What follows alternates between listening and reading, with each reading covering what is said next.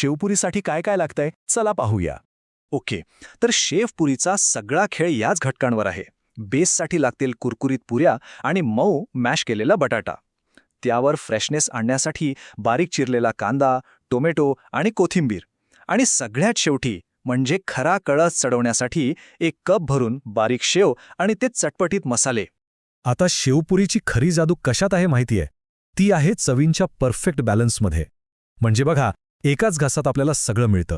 पुरी आणि शेवचा तो कुरकुरीतपणा, चटण्यांचा तिखट गोडपणा, कांदा टोमॅटोमुळे येणारा ताजेपणा आणि चाट मसाल्याचा तो आंबटपणा. हे चारी घटक जेव्हा एकत्र येतात ना, तेव्हाच खरी मजा येते. चला आता वळूया शेवपुरीच्या सगळ्यात महत्त्वाच्या भागाकडे, म्हणजे तिच्या आत्म्याकडे.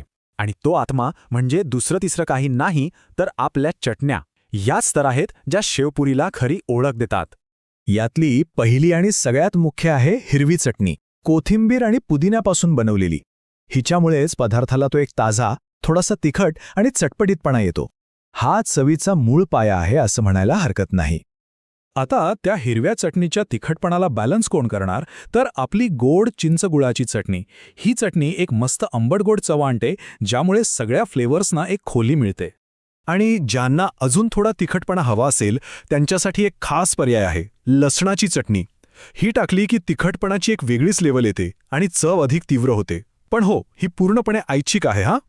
तर मग सगळं साहित्य तयार आहे, चटण्या रेडी आहेत. आता वेळ आली आहे या सगळ्याला एकत्र आणून एक अप्रतिम शेवपुरी बनवण्याची. आणि विश्वास ठेवा, हे खूपच सोपं आहे.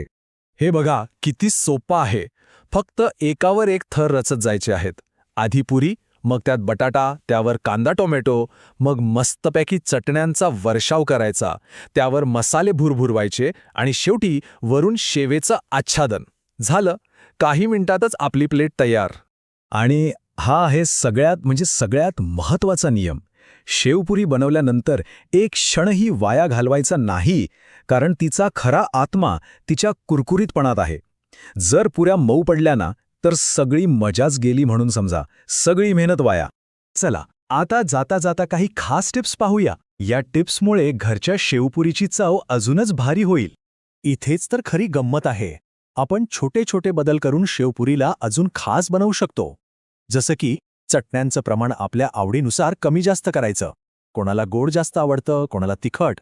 आणि एक मस्त आयडिया म्हणजे वरून थोडे डाळिंबाचे दाणे टाका. चवीला तर एक वेगळीच मजा येते आणि दिसायलाही सुंदर दिसतं.